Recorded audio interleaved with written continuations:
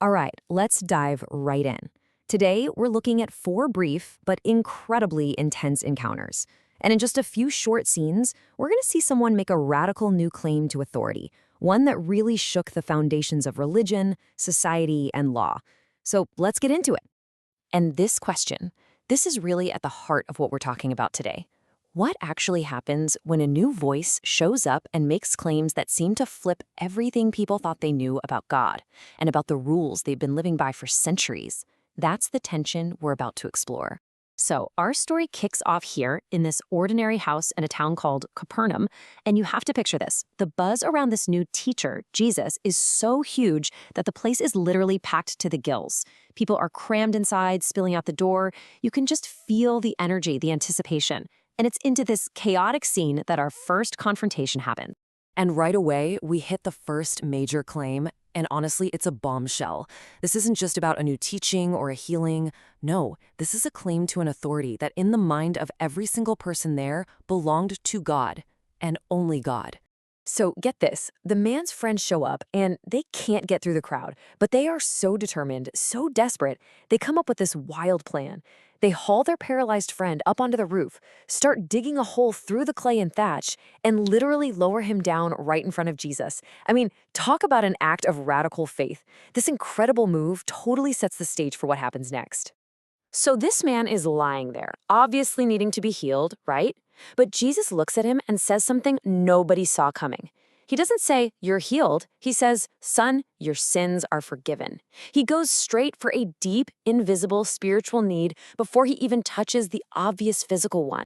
And immediately, you can just imagine the alarm bells going off in the heads of the religious teachers in the room. You can almost hear them thinking, wait, what? This is blasphemy. Because in their world, only God has the authority to forgive sins, period. For man to claim that power, that's a direct challenge to God himself. Now, Jesus knows exactly what they're thinking, and he hits them with this brilliant question. Which one is easier to say? Well, think about it. Anybody can say, your sins are forgiven. How would you ever prove it? You can't. It's an invisible claim. But telling a paralyzed man to get up and walk, well, that's something everyone can see with their own eyes. He's about to connect the invisible to the very, very visible. And then he just does it. He tells the man, get up, take your mat, and go home. And the man does. He just stands up, grabs his mat, and walks right out through the stunned crowd. See, Jesus didn't just heal a guy. He performed a visible miracle to prove his invisible authority to forgive sins. The crowd was blown away, saying they'd never seen anything like it. The first claim has been made and proven. Okay, so let's move to the next encounter and see how this authority claim starts to build. After claiming divine authority, Jesus now makes a claim on social authority. And he does it by deliberately breaking the really powerful, unwritten rules about who was clean and who was, well, not. Now, it's so important we get who these people were. Tax collectors weren't just disliked, they were seen as traitors working for the Roman occupiers. And sinners, that was basically a label for anyone who didn't follow the strict religious purity laws to the letter. So eating a meal with them, that wasn't just a friendly hangout, it was a massive statement. In that culture, to eat with someone unclean was to make yourself unclean. It was a big deal. So you can imagine, when the religious leaders see Jesus having dinner at a tax collector's house, surrounded by all these outcasts, they're just horrified. Their question to his followers is a direct challenge. Why is your teacher contaminating himself by hanging out with these people? And Jesus' response just flips the whole thing on its head. He uses this perfect analogy. A doctor doesn't hang out with healthy people. A doctor goes to where the sick people are. He's basically declaring that his whole mission is to cross these social and religious boundaries to bring healing to those who need it most. And in saying that, he's claiming the authority to decide who's in and who's out. So the challenge is escalating, right? It goes from who you can associate with to what traditions you even have to follow. This next encounter calls into question the bedrock practices that defined what it meant to be religious at the time. The question seems pretty straightforward. Fasting was a huge religious practice, a sign that you were pious and serious about your faith. Everybody who was anybody did it. John the Baptist's disciples did it. The Pharisees did it. So the question is obvious. Why aren't your guys doing it? Are you not taking this seriously? Jesus doesn't answer with a new rule. Instead, he gives them a couple of metaphors. Here's the first one.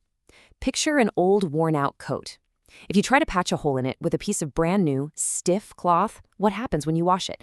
The new patch shrinks and rips the old fabric, making the tear way worse. His point? You can't just slap his new teaching onto the old system. It'll just tear everything apart. And this second metaphor is even more powerful. See, new wine is still fermenting. It's alive, it's expanding, it's producing gas. If you pour it into an old, brittle leather wineskin, the pressure will build until the wineskin bursts. You lose the wine and the wineskin. The message couldn't be clearer. This new thing he's starting is so dynamic and alive, it can't be contained by the old, rigid religious structures. It needs something brand new. And this brings us to the final and by far the most audacious claim yet. After challenging social norms and religious traditions, Jesus now takes on the sacred law itself. He claims authority over the Sabbath, the holy day of rest, which was an absolute cornerstone of Jewish life and law. So the scene is pretty simple. Jesus and his disciples are just walking through a grain field on the Sabbath. And his disciples are hungry, so they start picking some heads of grain to eat as they walk. To us, no big deal. But to the Pharisees, this wasn't just snacking. It was a form of work, reaping technically, and that was absolutely forbidden on the Sabbath. Jesus' defense of his disciples is this completely revolutionary statement. He turns their whole logic upside down. The common view was that people were meant to serve the Sabbath, to rigidly obey its every rule. But Jesus says, nope, you've got it backward. The Sabbath was created as a gift for people, to serve their needs. A law that's supposed to bring rest and life shouldn't be used to keep a hungry person from eating. So let's just step back and look at the escalation we've just seen. It started with a claim of divine authority, the power to forgive sins. Then it moved to social authority, redefining who belongs. That was followed by a claim to traditional authority, the power to create new practices. And all of it was building to this final claim, ultimate authority over the sacred law itself. And here it is, the climax of all four of these encounters. He wraps up his argument by declaring, "So the Son of Man is Lord even of the Sabbath." By using this special title for himself, he's not just saying he can interpret the law. He's saying he is its master. He has the authority to say what the Sabbath is for. It's the ultimate claim. And that leaves us right here, with this one massive, unavoidable question. In these four lightning-fast confrontations, a line was drawn in the sand.